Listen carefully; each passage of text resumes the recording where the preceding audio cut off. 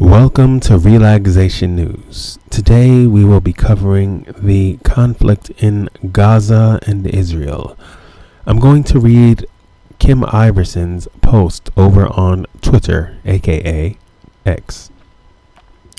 Kim Iverson tweets, "Every American I know who has spent time in Palestine comes back angry, disgusted, and traumatized. I've yet to meet someone who says it's not that bad. It's their faults, and they deserve it. I've met many who went believing Israel were the good guys, and Palestinians screwed themselves over, only to come back with an entirely disgusted view of Israel. I came back in a state of shock. I witnessed in real life things I had only read about in history books, things I never believed a government could do in modern times. I had a neutral view of Israel prior to my trip. During my trip, I was extremely skeptical and even pissed off several Palestinians with my lines of questioning.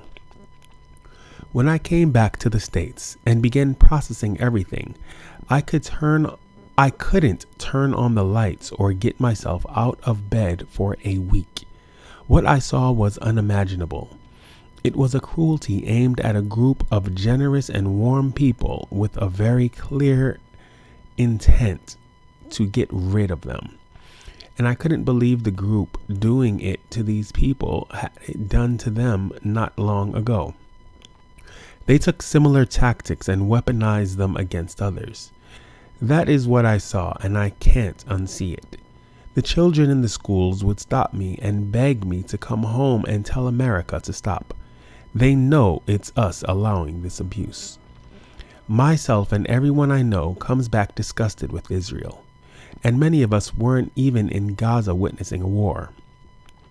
Every day, normal life for Palestinians is cruel, and it's 100% controlled by Israel. And despite what we've been spoon-fed our whole lives, it's not done because the Palestinians are violent and dangerous.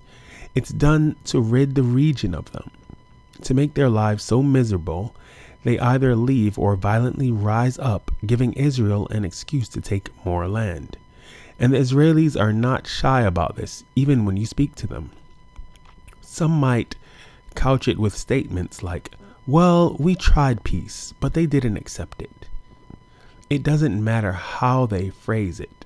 They still end up the same place, which is they can't stay, and we want them gone. Wow. What are your thoughts on this, friends? This is exactly what I see happening. A real life genocide right before our eyes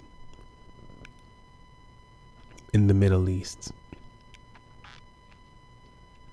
conducted by Israel on the Palestinians. And it's time for us to stand up and do something about it. Stop this war and violence and create peace.